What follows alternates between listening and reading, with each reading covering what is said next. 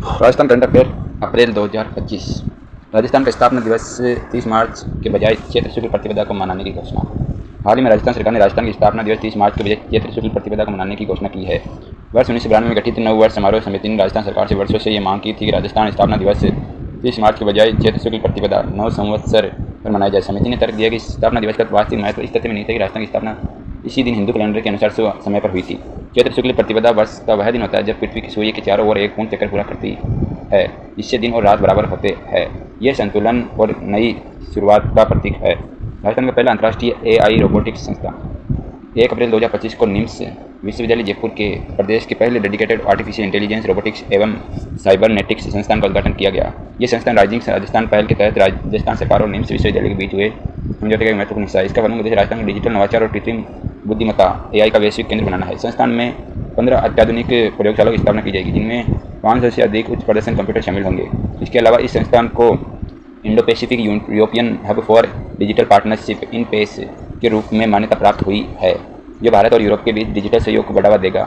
यह संस्थान यूरोपीय संघ और अन्य वैश्विक संगठनों के साथ मिलकर AI रोबोटिक्स और साइबर सुरक्षा के क्षेत्र में अत्याधुनिक अनुसंधान और विकास को प्रोत्साहित करेगा। मुख्यमंत्री निःशुल्क बिजली योजना।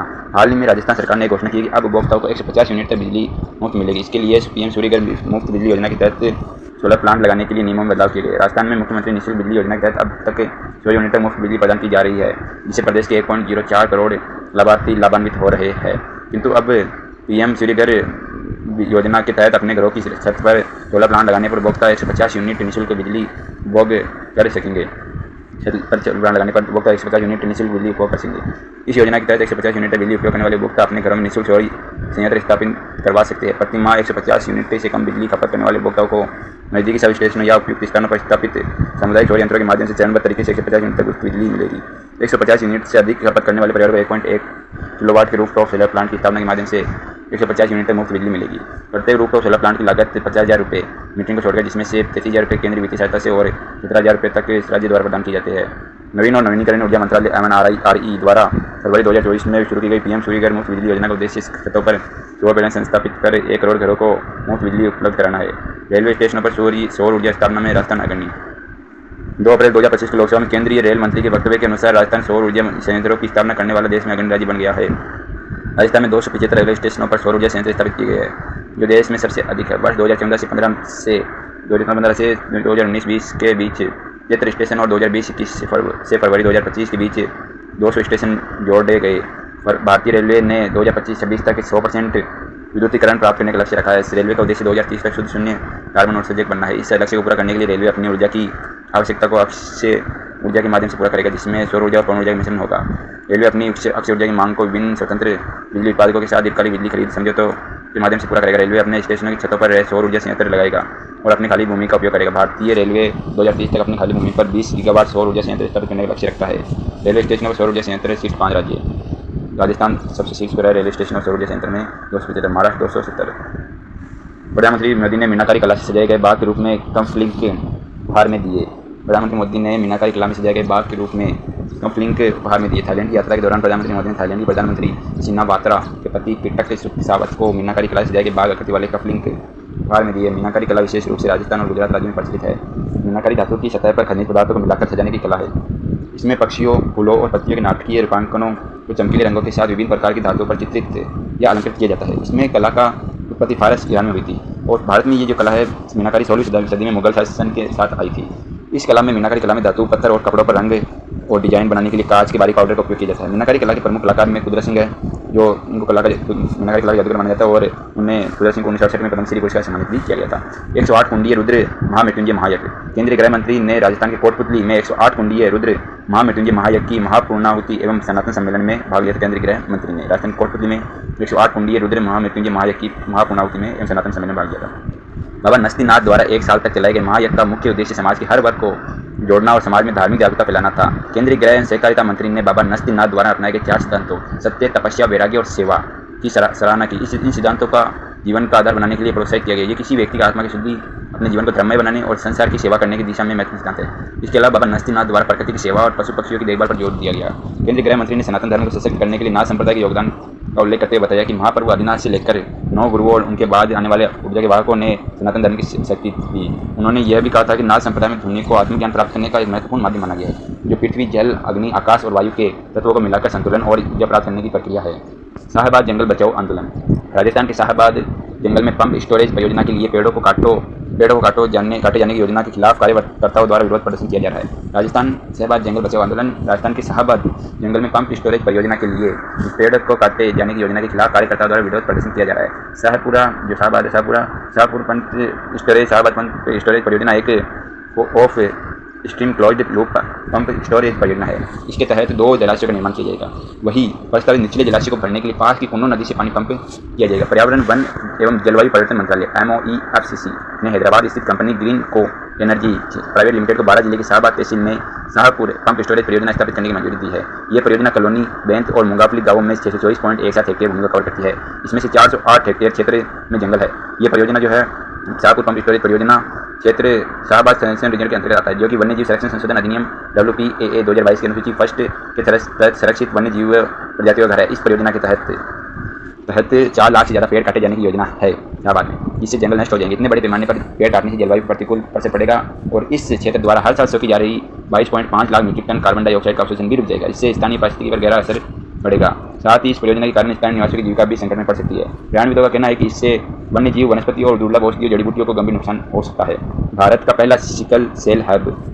हाल ही में राजस्थान के उदयपुर जिले के बाल चिकित्सालय स्थित सिकल सेल एक्सीलेंस में सेंटर में भारत का पहला सिकल सेल वेलनेस हब स्थापित किया गया है। उदयपुर जिले के बाल चिकित्सालय में इसका शुभारंभ राजस्थान के जनजातीय मंत्रालय द्वारा किया गया है। पहला सिकल सेल हब है, जनजातीय मंत्रालय द्वारा किया गया है। यह हब जो भारत का पहला सिकल सेल हब है, देश का पहला डिजिटल एक्टिव सेंटर है, जो सिकल सेल रोगियों के लिए स्क्रीनिंग से लेकर परामर्श तक सुविधाएं प्रदान करता है। सिकल सेल हब है, इसका प्रमुख उद्देश्य जनजातीय समुदाय में व्यापक रूप से फैली सिकल सेल जैसी गंभीर बीमारी की रोकथाम, समय रहते पहचान और प्रभावी उपचार सुनिश्चित करना है। ये केंद्रीय रोगियों को डिजिटल माध्यम से स्क्रीनिंग, परामर्श और OPD सेवाएं एक ही स्थान पर उपलब्ध कराएगा है, जिससे दूर दराज के क्षेत्र में स्वास्थ्य सेवाओं से जोड़ा जा सके। यह पहल जो है सिकल सेल हब जो पहल है, इस पहल में जो राज्य और केंद्र सरकार के साझा प्रयासों तथा सामाजिक संगठनों के सहयोग से स्वास्थ्य के क्षेत्र में एक मॉडल प्रणाली के रूप में कार्य करेगी। चित्तौड़गढ़ किला। राजस्थान सरकार ने सर्वोच्च न्यायालय के न्यायालय को सूचित किया कि चित्तौड़गढ़ किले के 10 किलोमीटर के दायरे में खनन गतिविधियों पर पूर्ण प्रतिबंध लगाने पर गंभीरता से विचार कर रही है। यह राजस्थान के चित्तौड़गढ़ में स्थित और सबसे विशाल किलों में से एक है। ये किला चित्तौड़गढ़ किला समुद्र तल से लगभग 180 मीटर ऊंची पहाड़ी पर स्थित है। चित्तौड़गढ़ किले का निर्माण 7वीं सदी में मौर्य वंश के शासक तरंगत मौर्य द्वारा करवाया गया था। बाद में वर्ष 1728 में मेवाड़ शासकों ने इसका अधिकार कर लिया था और चित्तौड़गढ़ किला को अपनी राजधानी बनाया। चित्तौड़गढ़ मध्यकालीन भारत में मेवाड़ शासकों की सत्ता और गौरव का केंद्र रहा है। मलिक मोहम्मद जायसी की प्रसिद्ध काव्य रचना जो कि कलौत, उसके अनुसार अलाउद्दीन खिलजी ने मेवाड़ के राजा रतन सिंह की रानी पद्मिनी को प्राप्त करने के उद्देश्य से चित्तौड़गढ़ किले पर ही आक्रमण किया था। रामदेवरा गोडावन संरक्षण केंद्र। राजस्थान के जैसलमेर जिले में स्थित रामदेवरा गोडावन संरक्षण केंद्र में पहली बार कृत्रिम प्रजनन से एक चूजे ने जन्म लिया। इस जन्म के साथ ही कैप्टिव ब्रीडिंग से जन्मे गोडाउन की कुल संख्या 51 हो गई है। चूजे का जन्म एक प्राकृतिक संभोग प्रक्रिया के जरिए हुआ, जिसमें मादा जेरी और नर सल्खा शामिल थे। इस कार्यक्रम को wild life institute of India WII, राज्य वन विभाग और अबू धाबी स्थित इंटरनेशनल फंड फॉर वो कंजर्वेशन के सहयोग से संचालित किया जा रहा है। रामदेवरा संरक्षण केंद्र जो 2022 में स्थापित किया गया था, डेजर्ट नेशनल पार्क के पास स्थित है, जो गोडाउन का प्राकृतिक आवास है। रामगढ़ बांध। 11 अप्रैल 2025 को राजस्थान के जल संसाधन मंत्री ने रामगढ़ बांध के विभिन्न मरम्मत एवं सौंदर्यीकरण कार्यों का शिलान्यास किया था। रामगढ़ बांध के पुनरोद्धार के लिए बजट घोषणा वर्ष 2024-25 के तहत 252.93 लाख रुपये स्वीकृत किए गए हैं। ये कार्य अगले 12 महीने में पूर्ण किया जाएगा। रामजल सेतु लिंक परियोजना के तहत इसरदा बांध से रामगढ़ बांध तक पानी लाने की योजना बनाई गई है। इस परियोजना के अंतर्गत 120 किलोमीटर की दूरी से जो नहर 35 किलोमीटर नहर द्वारा 85 किलोमीटर पाइपलाइन द्वारा जल आपूर्ति की जाएगी। ये रामगढ़ बांध में जो परियोजना के लाभ लगभग 3.5 लाख लोगों को पानी मिल सकेगा। थार रेगिस्तान में विगत 2 दशकों के दौरान हरियाली में प्रतिवर्ष 38% की वार्षिक वृद्धि। एक नए अध्ययन के अनुसार भारत के थार रेगिस्तान में विगत 2 दशकों के दौरान मानसूनी वर्षा में वृद्धि और कृषि प्रसार के चलते हरियाली में प्रतिवर्ष 38% की वार्षिक वृद्धि दर्ज की गई है। ये भारतीय उपमहाद्वीप पर रियायती पहाड़ियों का एक शुष्क क्षेत्र है। ये उत्तरी पश्चिम भारत, राजस्थान, गुजरात, पंजाब, हरियाणा और दक्षिण पूर्वी पाकिस्तान, सिंध और पंजाब प्रांत में 2 लाख वर्ग किलोमीटर क्षेत्र में फैला हुआ है। थार जो मरुस्थल है, इसकी सीमा पश्चिम सिंधु नदी के मैदान, उत्तर पूर्व में पंजाब मैदान, दक्षिण पूर्व में अरावली पर्वतमाला और दक्षिण में कच्छ के रण से लगती है। थार रेगिस्तान में उष्ण कटिबंधीय रेगिस्तान जलवायु पाई जाती है, जिसमें लगातार उच्च दबाव और अवतलन की स्थिति बनी रहती है। राजस्थान की मृदा में रेगिस्तानी लाल, रेगिस्तानी सिरोजियम लाल और पीली लवणीय लिथोसोल और रेगोसोल शामिल है। यह मृदा मोटे बनावट वाली, अच्छी जल निकासी वाली तथा गैसीय होती है, जो विशिष्ट वनस्पति और कृषि के लिए सहायक होती है। मृदा एवं खाद्य स्वराज्य अभियान। राजस्थान के दक्षिणी क्षेत्र, विशेष रूप से आदिवासी बहुल क्षेत्रों में मृदा एवं खाद्य स्वराज अभियान के माध्यम से मृदा स्वास्थ्य में सुधार की दिशा में महत्वपूर्ण पहल की जा रही है। इसका उद्देश्य मृदा स्वास्थ्य में सुधार लाना, जैविक खेती को बढ़ावा देना और ग्रामीण महिलाओं की खेती और नेतृत्व में सशक्त बनाना है। यह स्थानीय संसाधनों के बेहतर उपयोग और आत्मनिर्भरता की दिशा में एक मजबूत कदम मृदा एवं खाद्य स्वराज अभियान। मृदा एवं खाद्य स्वराज अभियान राजस्थान, गुजरात और मध्य प्रदेश के त्रिसंगम पर स्थित 6 आदिवासी बहुल जिलों को कवर करेगा। मृदा एवं खाद्य स्वराज अभियान दक्षिण राजस्थान के बांसवाड़ा और आसपास के क्षेत्रों में इसका मुख्य क्रियान्वयन किया जा रहा है। मृदा एवं खाद्य स्वराज अभियान में गाय के गोबर और खेत की खाद की वैज्ञानिक तरीके से उन्नत करना तथा फॉस्फेट और जैव उर्वरकों के प्रयोग से मिट्टी की उर्वरता बढ़ाना शामिल है। महिलाओं को निम्न कार्यों को प्रशिक्षित किया जाएगा। मृदा एवं खाद्य स्वराज अभियान में मृदा परीक्षण, जैविक खाद निर्माण, सहकारी समितियों का गठन और प्रबंधन। मृदा खाद्य और स्वराज अभियान राष्ट्रीय ग्रामीण आजीविका मिशन और मृदा स्वास्थ्य कार्ड योजना जैसे कार्यक्रमों के समन्वय से स्थापित करता है। इस अभियान मृदा खाद्य स्वराज अभियान के अंतर्गत गड्ढा निर्माण, सामग्री वितरण और सामुदायिक कार्यों के आयोजन से कृषि उत्पादकता बढ़ाई जाएगी। किसानी की राजस्थानी उर्वरक पर निर्भरता घटेगी और इनपुट लागत में 15 से 20% तक कमी आएगी। फसल उत्पादन में 20 से 30% तक वृद्धि संभव है। बर्तन बैंक योजना। 12 अप्रैल 2025 राजस्थान के 12 जिले के प्लास्टिक मुक्त बनाने हेतु राज्य शिक्षा एवं पंचायती राज मंत्री ने बर्तन बैंक योजना में का शुभारंभ किया है। यह योजना विशेष ग्रामीण क्षेत्रों में प्लास्टिक के उपयोग को कम करना और पर्यावरण संरक्षण को बढ़ावा देने के उद्देश्य से चलाई गई है। योजना के तहत 3 रुपये में बर्तन सेट किराए पर उपलब्ध होंगे जो शादी और अन्य सामाजिक आयोजनों के लिए उपयोग किए जा सकेंगे। प्रारंभ में 24 ग्राम पंचायतों को शामिल किया गया है और भविष्य में सभी ग्राम पंचायतों में बर्तन बैंक स्थापित किए जाएंगे। हर बर्तन पर ग्राम पंचायत का नाम और स्वच्छ भारत अभियान अंकित किया जाएगा। विशेष वर्गों जैसे BPL, अनुसूचित जाति, जनजाति और दिव्यांगजन को किराए में 50% छूट मिलेगी। बर्तनों की देखरेख स्वयं सहायता समूह की जिम्मेदारी होगी और संचालन आजीविका के माध्यम से किया जाएगा। राजीविका राष्ट्रीय ग्रामीण आजीविका मिशन NRLM के तहत एक कार्यक्रम है जो स्वयं सहायता समूह SSG और अन्य आजीविका पहलों के माध्यम से ग्रामीण क्षेत्रों में महिलाओं को सशक्त बनाने पर केंद्रित है। योजना जो है बर्तन बैंक योजना के लिए राज्य सरकार ने प्रत्येक ग्राम पंचायत 1 लाख रुपये की राशि प्रदान करने का निर्णय लिया है। 12 जिलों में 150 साल बाद 1.5 साल बाद धनुष लीला का आयोजन। राजस्थान के 12 जिले में 150 साल बाद धनुष लीला का आयोजन किया गया, जो हाड़तीस की एक प्राचीन लोक परंपरा है। धनुष लीला 3 दिवसीय आयोजन रामनवमी के अवसर पर किया गया और इसमें भगवान राम द्वारा शिव धनुष भंग की लीला को मंचित किया गया। कार्यक्रम की शुरुआत गणगौर की 30 से होती है, जिसमें गणपति की स्थापना, आयोजन समिति का गठन और व्यवस्थाओं का वितरण किया जाता है। आयोजन से पूर्व जुलूस निकाला जाता है। सरकटिया और भरकटिया की सवारी करनी होती है। तंत्र क्रियाओं से युक्त झांकी को विशेष चौक में लाया जाता है, जहाँ मंथन होता है। सभी संवाद लोकसभा भाषा में वही में लिखे गए होते हैं। कोटा में संविधान पार्क। लोकसभा अध्यक्ष ओम बिरला ने राजस्थान में कोटा में प्रस्तावित संविधान पार्क के लिए चिन्हित स्थल का निरीक्षण किया। 12,000 वर्ग मीटर में विकसित किया जाने वाला यह पार्क, कोटा में जो पार्क है संविधान पार्क 12,000 वर्ग मीटर में विकसित किया जाएगा और ये कोटा शहर को नई सांस्कृतिक और बौद्धिक पहचान प्रदान करेगा। संविधान पार्क है कोटा में प्रवेश द्वार भारतीय संविधान की प्रस्तावना, न्याय, समानता बनता को दर्शाएगा। केंद्र में डॉक्टर भीमराव अम्बेडकर की गन मेटल से निर्मित भव्य प्रतिमा की स्थापना कोटा में की जाएगी। 20 फीट ऊंची दीवार पर संविधान निर्माण की ऐतिहासिक घटनाएं चित्रित की जाएगी कोटा के संविधान पार्क में। मौलिक अधिकार मार्ग में नागरिक अधिकार को शिल्प और मूर्तिकला के माध्यम से दर्शाया जाएगा। कोटा के संविधान पार्क में डिजिटल माध्यम से संविधान निर्माण में योगदान देने वाली उपयोगी जानकारी उपलब्ध कराई जाएगी। संविधान की मूल भावना न्याय, स्वतंत्रता, समानता, बनता को जन सामान्य तक पहुँचाना इसका कार्य है। छात्रों, शोधार्थियों, नागरिकों और पर्यटकों के लिए एक प्रेरणादायक केंद्र बनाना इसका। रणथंभौर टाइगर रिजर्व 16 अप्रैल 2025 को राजस्थान के रणथंभौर टाइगर रिजर्व में स्थित त्रिनेत्र गणेश मंदिर के निकट एक बाघ के हमले में 7 वर्षीय बालक की मृत्यु हो गई है। रणथंभौर टाइगर रिजर्व राजस्थान राज्य के पूर्वी भाग में करौली और सहमादेपुर जिलों में अरावली तथा विंध्य पर्वतमाला श्रृंखलाओं के संगम पर स्थित है। इसमें रणथंभौर राष्ट्रीय उद्यान के साथ साथ जयमान सिंह और केला देवी अभ्यारण्य भी शामिल है। रणथंभौर किला, जिसके नाम से जंगलों का नाम पड़ा है, के बारे में कहा जाता है कि इसका इतिहास 1000 वर्ष से भी ज़्यादा पुराना है। ये उद्यान के भीतर 700 फीट ऊंची पहाड़ी पर रणनीतिक रूप से स्थित है। इसका निर्माण 944 ईस्वी में एक चौहान शासक ने कराया था। रणथंभौर बागों में आजादी दी है। पृथक क्षेत्र बंगाल बाघ विवेचन क्षेत्र की उत्तर पश्चिमी सीमा का प्रतिनिधित्व करता है और रणथंभौर जो है बाघ क्षेत्र देश में संरक्षण के लिए प्रोजेक्ट टाइगर पब्लिक प्रयासों का एक ट्रस्ट बना है। Data centre policy 2025। Data centre policy 2025 Rajasthan सरकार ने डाटा सेंटर्स की बढ़ती महत्ता को ध्यान में रखते हुए राजस्थान डाटा सेंटर पॉलिसी 2025 लागू की है। इस नीति का उद्देश्य राजस्थान को डाटा सेंटर के लिए प्रमुख केंद्र बनाना, निवेश को आकर्षित करना और IT क्षेत्र में रोजगार के अवसर उत्पन्न करना। निवेश को कोई व्यापक रियायतें, पर्यावरण अनुकूल प्रोत्साहन और आधुनिक अवसंरचना उपलब्ध कराई जाएगी। डाटा सेंटर पॉलिसी नीति है डाटा सेंटर नीति के तहत अगले 5 वर्षों में 20,000 करोड़ रुपये का निवेश आकर्षित करने की योजना है। डाटा सेंटर सेक्टर को बढ़ावा देने के लिए कई आकर्षक प्रावधान किए गए, जिनमें 10 वर्षों तक 10 से 20 करोड़ रुपये वार्षिक एसेट क्रिएशन इंसेंटिव शामिल है। जो निजी कंपनी राज्य में 100 करोड़ रुपये से अधिक का निवेश करेगी, उन्हें अतिरिक्त रूप से 25% सनराइज इंसेंटिव दिया जाएगा। नीति के अंतर्गत डाटा सेंटर पॉलिसी नीति के अंतर्गत जो पॉलिसी है उसके अंतर्गत 5 वर्षों तक 5% ब्याज अनुदान प्रदान किया जाएगा। इससे डाटा सेंटर्स की स्थापना लागत में कमी आएगी। डाटा सेंटर्स को बैंकिंग, ट्रांसमिशन और बिलिंग शुल्क में 100% छूट दी जाएगी। भूमि संबंधी प्रक्रिया में लचीलापन लाने हेतु फ्लेक्सिबल भुगतान व्यवस्था, साथ ही स्टाम्प ड्यूटी, रूपांतरण शुल्क और विद्युत शुल्क में भी छूट दी गई है। इसके अतिरिक्त डाटा सेंटर से 10 करोड़ रुपये तक बाह्य विकास शुल्क की छूट प्रदान की जाएगी। इस नीति में पर्यावरण संरक्षण को भी प्राथमिकता दी गई है, जिसके अंतर्गत ग्रीन सॉल्यूशन पर किए गए व्यय का 50% पुनर्भरण अधिकतम 12.5 करोड़ रुपये तक किया जाएगा। कर्मचारी की दक्षता बढ़ाने के लिए उनके प्रशिक्षण या कार्यक्षमता पर सुधार की गई है। लागत का 50% पुनर्भरण किया जाएगा। राज्य सरकार ने बौद्धिक संपदा अधिकारों जैसे जीआई टैग, पेटेंट, कॉपीराइट और ट्रेडमार्क पंजीयन पर सहायता देने का प्रावधान किया है, जो अधिकतम 1 करोड़ रुपये तक 50% हो सकती है। नीति में बिल्डिंग बॉयलॉज में छूट, सतत विद्युत आपूर्ति सुनिश्चित करने के प्रावधान भी शामिल है, जिससे डाटा सेंटर्स की संचालन क्षमता और सुनिश्चित हो सके। संत धन्ना भगत जयंती।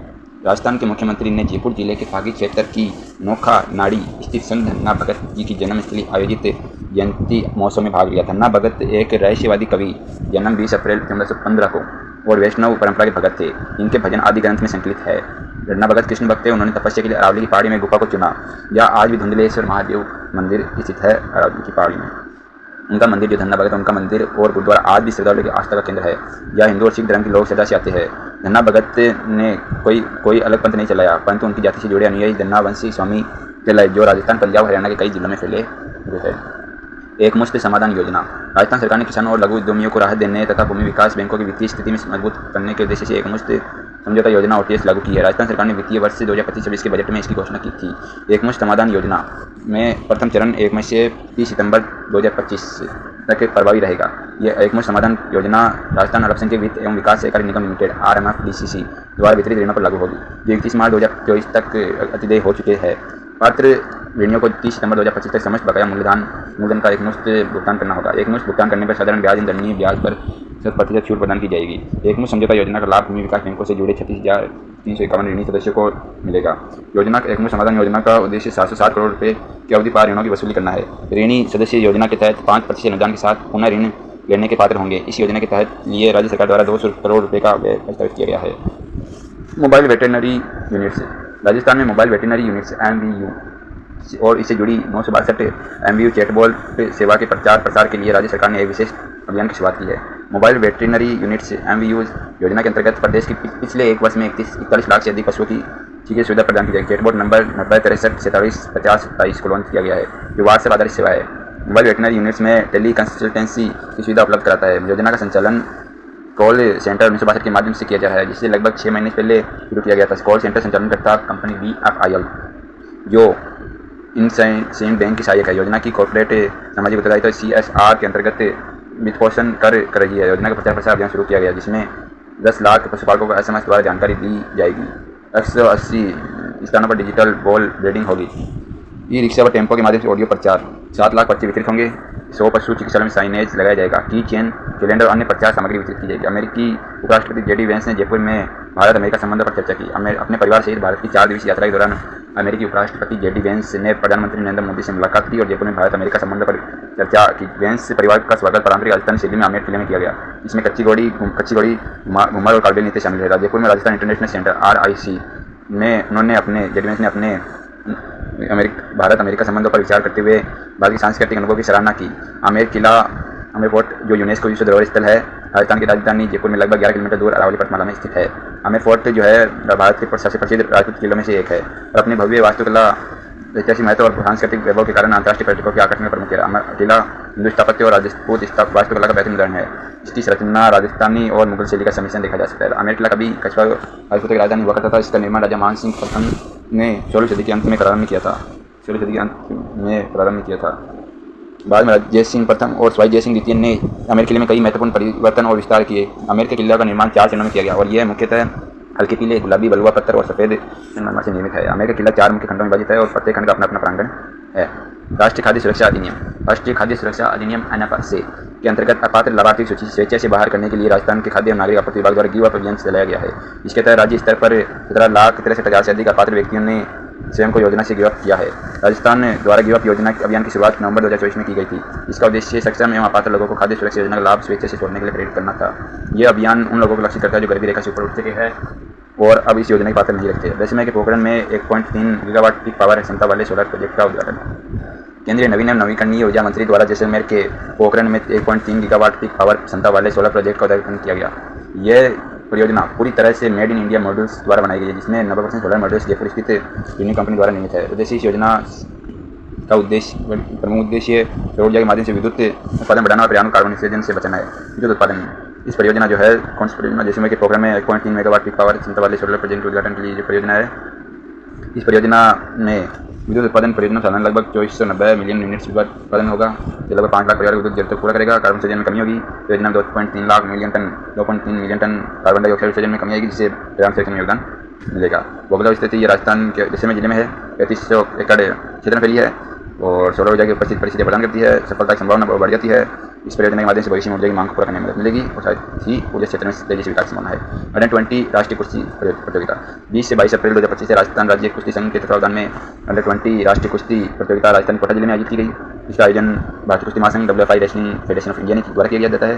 यह आयोजन पहली बार राजस्थान के कोटा जिले के रघुराई एंड इंडो स्पोर्ट्स कॉम्प्लेक्स में किया गया। इसमें 26 राज्यों और केंद्र शासित प्रदेशों के 800 से अधिक पहलवानों ने भाग लिया। अंडर 20 राष्ट्रीय कुश्ती प्रतियोगिता में कुछ पुरुषों के जो ग्रीको रोमन और फ्री स्टाइल तथा महिला फ्री स्टाइल वर्गों में मुकाबले आयोजित हुए। प्रत्येक वर्ग में 10-10 वेट कैटेगरी थी। इस प्रतियोगिता में हरियाणा ने कुल 16 स्वर्ण पदक जीतकर प्रथम स्थान प्राप्त किया। अंडर 20 राष्ट्रीय प्रतियोगिता में दिल्ली ने कुल 6 स्वर्ण पदक जीतकर द्वितीय स्थान, जबकि उत्तर प्रदेश ने 3 स्वर्ण पदक जीतकर तृतीय स्थान प्राप्त किया। WFI wrestling federation of India Bharat में कुश्ती की शासी निकाय है। इसका मुख्यालय WFI का रेसलिंग फेडरेशन ऑफ इंडिया का पहले नई दिल्ली में स्थित है। मिशन परिंदा अभियान राजस्थान के 12 जिले प्रशासन द्वारा पंचायती राज दिवस के अवसर पर मिशन परिंदा अभियान का शुभारंभ किया गया। इस अभियान का उद्देश्य पक्षियों को गर्मी में पानी उपलब्ध कराना और पर्यावरण संरक्षण तथा जैविकता के प्रति जागरूकता बढ़ाना है। मिशन परिंदा अभियान के पहले चरण में सभी सरकारी कार्यालय में पानी के पात्र लगाए गए जाएंगे, जिसमें नियमित रूप से ठंडा पानी भरा जाएगा। दूसरे चरण में घोंसले लगाए जाएंगे, जो खास तौर पर गर्मियों में पक्षियों के लिए सुरक्षा और आराम का माध्यम होंगे। ये घोंसले विशेष रूप से घास तथा नारियल के वृक्षों में बनाए जाएंगे। जिला प्रशासन ने आम लोगों से भी इस अभियान से जुड़े और अपने घरों तथा कार्यस्थल पानी के पात्र लगाने की अपील की है। 24 अप्रैल को मनाए जाने वाला ये दिवस जो मिशन परिंदा अभियान है 24 अप्रैल को मनाया जाएगा। इस अभियान में 33 सुविधा संशोधन अधिनियम 1992 के अधिनियम का प्रतीक है। इसके माध्यम से पंचायती राज संस्था PRI को संविधिक परिस्थिति प्रदान की गई है। इसका पहला आयोजन वर्ष 2010 में किया गया था। राजस्थान में मलेरिया उन्मूलन विश्व मलेरिया दिवस 2025 25 अप्रैल के अवसर पर राजस्थान का राष्ट्रीय स्तर मलेरिया उन्मूलन के लिए श्रेणी फर्स्ट में शामिल किया गया है। IEC गतिविधियों information education communication IEC information education communication गतिविधियों के अंतर्गत लार्वा प्रदर्शन, ऑडियो वीडियो प्रचार, पंपलेट और पोस्टर जैसे माध्यमों में आमजन को सजग किया गया, जिसमें बीमारी की रोकथाम मजबूत हुई। मलेरिया की 1 अप्रैल 2025 पूरे राज्य में एंटी लार्वा छिड़काव, वोकल स्प्रे, फॉगिंग और सोर्स रिडक्शन गतिविधियों की गई।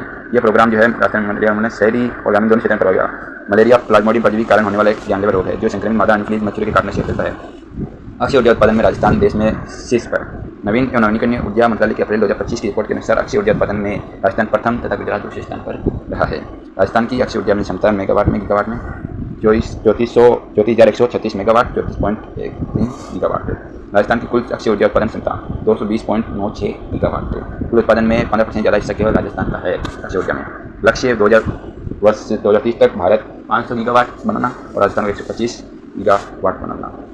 राजस्थान में वर्ष 325 दिन सौर दिवस के लिए बेहतर है। सरस्वती नदी को पुनर्जीवित करने के लिए समझौता। सरस्वती नदी को पुनर्जीवित करने के लिए राजस्थान सरकार तथा हरियाणा सरकार मिलकर कार्य के साथ ही निम्न संस्थानों के साथ समझौता किया है। सरस्वती नदी को पुनर्जीवित करने के लिए भारतीय अंतरिक्ष अनुसंधान संगठन ISRO, डेनमार्क सरकार की एक्सपर्ट टीम, केंद्रीय शुल्क क्षेत्र अनुसंधान संस्थान काजी, उसके अनुसंधान क्षेत्र IIT BHU वाराणसी, इन संस्थानों द्वारा नदी के वास्तविक बहाव क्षेत्र का सरस्वती नदी बहाव क्षेत्र का चैनल तैयार किया जाएगा। बहाव क्षेत्र को अधिसूचित करके वहाँ अतिक्रमण या अन्य बाधाओं को हटाया जाएगा। सरस्वती नदी इससे लेकर 28 अप्रैल 2025 को जयपुर के बिरला विज्ञान अनुसंधान संस्थान में हरियाणा सरस्वती धरोहर विकास बोर्ड की बैठक का आयोजन किया गया था। वरण भूमि के लिए कमेटी का गठन। अध्यक्ष 16 अप्रैल 2025 को वरण भूमि के लिए कमेटी गठन हुआ। अध्यक्ष जितेंद्र राम गोयल। सुप्रीम कोर्ट ने अपने आदेश में 18 दिसंबर 2024 को वरण भूमि संरक्षण के लिए संयुक्त कमेटी के गठन के लिए राजस्थान सरकार और हाईकोर्ट को आदेश दिया था। अरावली ग्रीन वॉल प्रोजेक्ट शुभारंभ 25 मार्च 2023 हरियाणा के टिकली गांव से। अरावली ग्रीन वॉल परियोजना जो प्रोजेक्ट है हरियाणा के टिकली गांव से योजना का जो प्रारंभ हुआ था, पहला चरण 2027 तक पूरा करने का लक्ष्य रखा गया है। Aravalli green wall project Gujarat, Rajasthan, Haryana, Delhi के लगभग 14 किलोमीटर की लंबाई तथा 5 किलोमीटर चौड़ाई में फैली है। अरावली ग्रीन वॉल प्रोजेक्ट परियोजना में राजस्थान के 19 जिले को शामिल किया गया है। बागपत, डूंगरपुर, प्रतापगढ़, सिरोही, पाली, उदयपुर, चित्तौड़गढ़, राजसमंद, बाड़ा, जयपुर, अलवर, नागौर, भरतपुर, करौली, दौसा, झुंझुनू, सीकर, मधेपुर। परियोजना अरावली ग्रीन वॉल प्रोजेक्ट के तहत कुल 26 मिलियन हेक्टेयर बंजर भूमि को वर्ष 2030 तक बहाल करना है। अरावली ग्रीन वॉल प्रोजेक्ट योजना के तहत यह 8,16,732 हेक्टेयर रिकॉर्डेड वन क्षेत्र RFA को हरा भरा करने का लक्ष्य रखा गया है। उद्देश्य प्राइजनाम बढ़ते रेगिस्तान में कमी होगी और साथ में बंजर भूमि में कमी आएगी। पंचायत उन्नति सूचकांक, शीर्ष राज्य है गुजरात। पंचायत उन्नति सूचकांक शीर्ष राज्य गुजरात। राजस्थान का स्थान 8वां। तेलंगाना राज्य की बर्नापुर ग्राम पंचायत देश भर में प्रथम स्थान पर रही। डूंगरपुर जिले के पिंडावल ग्राम पंचायत राजस्थान में प्रथम तथा देश भर में 8वें स्थान पर रही है। मूल्यांकन का आधार उन्नत आजीविका, स्वास्थ्य, बाल विकास, जल उपलब्ध, सामाजिक सुरक्षा, महिला कल्याण आदि है। राजस्थान से संबंधित मुख्य आंकड़े। कुल ग्राम पंचायत राजस्थान में 11,207 ग्राम पंचायतें हैं। डेटा प्रस्तुत करने वाली ग्राम पंचायत यानी पंचायतें में जिनमें 10,634 ग्राम पंचायतों ने PAI के लिए अपना डेटा प्रस्तुत किया, इसका सत्यापन किया गया। प्रदर्शन श्रेणियों में स्थिति प्रस्तुत और सत्यापित डेटा के लिए आधार पर राजस्थान की पंचायत की स्थिति इस प्रकार है। अचीवर 90 अंक, कोई भी नहीं है अचीवर में। फ्रंट रनर 75 से 90, कोई भी नहीं है, कोई भी ग्राम पंचायत। परफॉर्मर 60 से 75 में काम 1993 पंचायत इसमें। आकांक्षी 40 से 60 से कम 8,500 से 30 पंचायतें। विनर 40 से कम 104 ग्राम पंचायतें। रिपोर्ट के अनुसार PAI बेसलाइन रिपोर्ट 2022-23 में राजस्थान की शीर्ष 5 ग्राम पंचायतें उनको स्कोर के साथ इस प्रकार है। पिंडवाल, साबला, डूंगरपुर 72.17 स्कोर, देश में 8वां स्थान। सहवाज, खट्टीपाली 69.9 स्कोर। पुरावारी, खोज, सिकर, सजनवासी और गोरथर, कोदरा लांबा यानी 5 है, इनमें से राजस्थान की है। पिंडवाल, साबला, डूंगरपुर 8, देश में 8वां स्थान। सहवाज, खट्टीपाली और पुरावारी, धोद, सिकर। PAI स्कोर के आधार पर निचली 5 ग्राम पंचायतें, इनमें है डोलिका, सिकंदर, दोसा, बेहरा, एकपुरा, भरतपुर, लुंच, रतनगढ़, चूड़ी न्यूनतम है। रिप्लाई, थानागाजी, अलवर और आप यानी इटावा, कोटा। पंडित दीनदयाल उपाध्याय एयरपोर्ट झालावाड़ स्थित है। पूर्व CM वसुंधरा राजे ने 12 अप्रैल 2025 को पंडित दीनदयाल उपाध्याय एयरपोर्ट से दिल्ली के लिए पहली उड़ान भरी। इसके साथ ही एयरपोर्ट का शुभारंभ किया गया। डॉक्टर भीमराव अम्बेडकर की 134वीं जयंती समारोह 14 अप्रैल 2025 को मनाई गई। शुभारंभ एक अम्बेडकर पंचायती आधार योजना के तहत डॉक्टर भीमराव अम्बेडकर की विरासत से लोगों को जोड़ने और दलित समाज के लोगों को डॉक्टर भीमराव अम्बेडकर से संबंधित स्मारक के दर्शन कराए जाएंगे। इसके तहत पहले चरण में 1000 लाभार्थियों को योजना का लाभ दिया जाएगा। पंचतीर्थ महू मध्य प्रदेश, अम्बेडकर की जन्मभूमि। नागपुर दीक्षा भूमि, महू में तो अम्बेडकर का जन्म हुआ था मध्य प्रदेश में, वो नागपुर में दीक्षा भूमि, यहाँ बौद्ध धर्म स्वीकारा था नागपुर में अम्बेडकर ने। इसके अलावा दिल्ली में महापरिनिर्वाण हुआ था, उनका निधन हुआ था दिल्ली में अम्बेडकर का। मुंबई में चैत्य भूमि, समाधि स्थल अम्बेडकर की। और लंदन में जहाँ इन्होंने वकालत की पढ़ाई की थी अम्बेडकर ने। मुख्यमंत्री आयुष्मान भारत संबल योजना की स्वीकृति। मुख्यमंत्री आयुष्मान भारत संबल योजना की स्वीकृति योजना के तहत 18 वर्ष तक के बच्चों को दुर्लभ बीमारी से पीड़ित बच्चों को राज्य सरकार 50 लाख तक का निःशुल्क इलाज सुनिश्चित करेगी तथा साथ में प्रभावित बच्चों को प्रति माह 5,000 रुपये की आर्थिक सहायता दी जाएगी। कुल बीमारी 56। नशा मुक्ति केंद्रों का शुभारंभ। बाबा साहब अम्बेडकर संबल योजना। बाबा साहब अम्बेडकर संबल योजना के तहत जिन गाँवों में 50% से अधिक अनुसूचित जाति की आबादी है तो उनमें आधारभूत संरचना एवं विकास कार्य करवाने के लिए इसके तहत 250 करोड़ रुपये के बजट की प्रावधान किया गया है। स्थान Rajasthan international centre Jaipur. India skills report. देश में महिलाओं के लिए रोजगार संसाधन उपलब्ध कराने के मामले में राजस्थान प्रथम स्थान पर रहा है। देश में महिलाओं के लिए रोजगार संसाधन उपलब्ध कराने में राजस्थान प्रथम स्थान पर रहा है। दूसरा स्थान गुजरात है। India justice report 2025। India justice report 2025 में ओवरऑल रैंकिंग में कर्नाटक पहले स्थान पर रहा है। राजस्थान देश में ओवरऑल रैंकिंग में 14वें स्थान पर रहा है। इंडिया जस्टिस रिपोर्ट 2025 में 14वें स्थान पर। विधानसभा में 4 विधेयक पारित हुए। मंजूरी 16 अप्रैल 2025 को राज्यपाल द्वारा दी गई। 4 विधेयक पारित हुए उनको। राजस्थान लोकतंत्र सेनानी सम्मान विधेयक 2024। राजस्थान लोकतंत्र सेनानी सम्मान विधेयक। यह कानून आपातकाल के समय लोकतंत्र की रक्षा के लिए सक्रिय रूप से लड़े एवं जैसी गतिविधियों में भाग लेने के कारण मीसा या जेल में निरुद्ध किए गए राजस्थान मूल के लोकतंत्र सेनानियों को सम्मान दिए जाने से संबंधित है। वर्तमान में 1140 लोकतंत्र सेनानी या उनके आश्रित है। इन्हें 20,000 रुपये मैजिक पेंशन, 4,000 रुपये चिकित्सा भत्ता प्रतिमाह और रोडवेज बसों में निःशुल्क यात्रा का प्रावधान है। इनकी मृत्यु होने पर पति या पत्नी को जीवन काल के लिए ये सब दिया जाएगा। दरअसल पहले नियम बनाकर उन्हें ये सुविधा दी जा रही थी। इससे कांग्रेस सरकार 2019 में निरस्त कर दिया था। भाजपा सरकार ने इसे वापस लागू कर दिया है लोकतंत्र सम्मान। राजस्थान विद्या निरसन अधिनियम 2025 से राज्यपाल की मंजूरी के साथ ही राजस्थान विद्या निरसन अधिनियम कानून के तहत राजस्थान में 45 अप्रचलित एवं पुराने कानून समाप्त कर दिए गए हैं। अधिकार कानून पंचायती राज विभाग से जुड़े हुए थे जिनका वर्तमान समय में कोई उपयोग नहीं रह गया था। विधानसभा में ये बिल राजस्थान विद्या निरसन अधिनियम बिल पारित करते समय सरकार ने दावा किया था कि इन कानूनों को निरस्त किए जाने से प्रशासनिक क्रियाओं को सरल बनाया जा सकेगा क्योंकि यह कानून अनावश्यक जटिलता पैदा कर रहे थे। राजस्थान विद्या निरसन अधिनियम 2025। राजस्थान विद्या संशोधन अधिनियम 2025। राजस्थान नगर सुधार न्यायालय एवं प्राधिकरणों में अब न्यायाधीशों की नियुक्ति नहीं होगी। राज्यपाल ने जयपुर, जोधपुर, कोटा, उदयपुर व अजमेर विकास प्राधिकरण और न्यायालयों में न्यायाधीशों की नियुक्ति की आवश्यकता समाप्त करने वाले बिल को मंजूरी दे दी है। सुप्रीम कोर्ट के अंतरिम निर्णय के बाद ही ये बिल लाया गया था। इससे किसी भी प्राधिकरण की शक्ति समाप्त नहीं होगी। राज्य सरकार सभी न्यायालयों प्राधिकरणों के लिए एक समान सेवा शर्त का निर्धारण कर सकेगी। राजस्थान के विश्वविद्यालय के विद्या संशोधन विधेयक 2025। 33 विश्वविद्यालयों में कुलपति का नाम कुलगुरु और प्रति कुलपति का नाम प्रति कुलगुरु हो गया है। हालांकि अंग्रेजी में कुलपति वाइस चांसलर ही कहलाएंगे। नाम बदलने के लिए पीछे सरकार का दावा था कि विद्यार्थियों के चरित्र निर्माण का कार्य गुरु करता है। विश्वविद्यालय में जो कुलपति मुख्य कार्यपालक एवं शैक्षणिक अधिकारी होता है। यहाँ कुलपति शब्द प्रशासनिक एवं स्वामित्व को दर्शाता है। वैदिक संस्कार बोर्ड का गठन, मंजूरी शिक्षा मंत्री मदन दिलावर द्वारा। विभाग संस्कृत शिक्षा विभाग, वैदिक संस्कार बोर्ड का गठन। वर्ष कार्यकाल 3 वर्ष, गठन अप्रैल 2025 से। अध्यक्ष प्रोफेसर गणेश लाल सुतार, वैदिक संस्कार बोर्ड का अध्यक्ष है प्रोफेसर गणेश लाल सुतार। कुल सदस्य 22 है, वैदिक संस्कार बोर्ड में कुल सदस्य 22 है। इसमें अध्यक्ष प्रोफेसर गणेश लाल सुतार वैदिक शिक्षा बोर्ड में और मंजूरी शिक्षा मंत्री मदन दिलावर ने दी संस्कृत शिक्षा विभाग से संबंधित है। इसमें 10 गैर सरकारी सदस्य और 12 सरकारी पद सदस्य होंगे। उद्देश्य वेदों में निहित ज्ञान का प्रचार प्रसार करना, वेद मंत्री ग्रंथों का सरल हिंदी भाषा में अनुवाद करना, वैदिक परंपरा के लिए आवासीय स्कूल छात्रावास का संचालन करना, ऑनलाइन पाठ्यक्रम तैयार कर उससे अध्ययन अध्यापन कराना। पहला डिजाइन खादी स्टोर स्थित MI रोड जयपुर के। उद्घाटन उप मुख्यमंत्री दिया कुमारी द्वारा पहला डिजाइन खादी स्टोर का उद्घाटन MI रोड जयपुर पर किया गया। प्रदेश में वोकल फॉर लोकल और खादी फॉर फैशन को बढ़ावा देने के लिए प्रदेश का पहला खादी डिजाइन स्टोर का उद्घाटन MI रोड जयपुर पर किया गया। राष्ट्रीय पोषण पखवाड़ा 2025 से आयोजन 8 से 22 अप्रैल 2025 से। राष्ट्रीय पोषण पखवाड़ा के तहत गतिविधि एंट्रीज करने में राजस्थान का देश में प्रथम स्थान रहा है। राजस्थान में कुल 1 करोड़ से 1 करोड़ 18 लाख एंट्रीज के साथ प्रथम स्थान पर रहा। राष्ट्रीय पोषण पखवाड़ा 2025 में दूसरे स्थान में छत्तीसगढ़ राज्य रहा था। राजस्थान के जिला रैंकिंग में चूरू प्रथम, श्रीगंगानगर जिला दूसरे स्थान पर रहा है पोषण पखवाड़ा में। बागिन रानी, नाहरगढ़ बायोलॉजिकल पार्क में बागिन रानी ने 5 शावकों को जन्म दिया, जो राजस्थान में पहली बार हुआ। 5 शावक एक साथ जन्मे। बागिन ने लगातार दूसरी बार व्हाइट टाइगर को जन्म दिया। पहली बार पिछले वर्ष से व्हाइट टाइगर का जन्म हुआ, जिसका नाम CM बनर्जी सम्मानित भीम रखा। मादा शावक का नाम स्कंदी रखा था। बागिन ने पिछले वर्ष 4 शावकों को जन्म दिया था, जिनमें से 2 शावकों की मृत्यु हो गई थी। 36 फीट ऊंची 18 पन्नों की पुस्तक का विमोचन। विधानसभा अध्यक्ष यूनानी 18 पन्नों की खगबग राय शिरोमणि किताब का विमोचन किया गया। 36 फीट ऊंची 18 पन्नों की पुस्तक का विमोचन विधानसभा अध्यक्ष हर्षदेव यूनानी ने किया था। 18 पन्नों की खगबग राय शिरोमणि किताब का विमोचन किया गया हर्षदेव यूनानी द्वारा। यह पुस्तक राष्ट्रीय संत आचार्य विद्यासागर महाराज के जीवन पर आधारित है। इस बनाने में 1500 स्क्वायर फीट फ्लेक्स से 50 लीटर पेंट और 1000 किलो लोहा काम में लिया गया। नई स्कीम करण चना 2020 राजस्थान कृषि अनुसंधान संस्थान दुर्गापुर द्वारा चने की नई किस्म का विकास किया गया। करण चना जोधपुर जीरा फर्स्ट, जोधपुर कृषि विश्वविद्यालय द्वारा विकसित की गई है जोधपुर जीरा फर्स्ट। प्रताप 4 मानव प्रताप कृषि एवं प्रौद्योगिकी विश्वविद्यालय उदयपुर द्वारा मूंगफली की नई किस्म प्रताप 4 का विकास किया गया। प्रताप 4 मूंगफली की किस्म है।